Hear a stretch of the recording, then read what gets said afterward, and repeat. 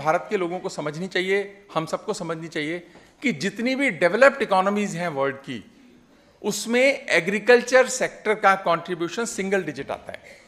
America का 1%,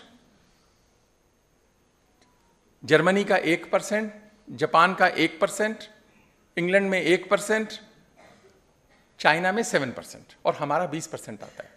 ऐसा नहीं कह रहा कि एग्रीकल्चर सेक्टर इंपॉर्टेंट नहीं है, पॉइंट ये है कि जब तक हम एग्रीकल्चर सेक्टर के में क्या है, लोग ज्यादा हैं और उतना आउटपुट नहीं आता है, कितना परेशानी है किसान की,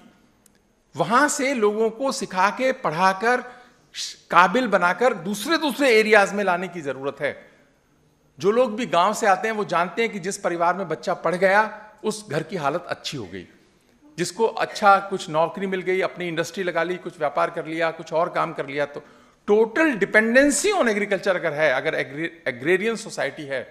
उसको परिवर्तन करने की आवश्यकता है और वहां पर फिर मशीनिंग की आवश्यकता है, जिस कारण से ये कंट्रीब्यूशन बढ़े।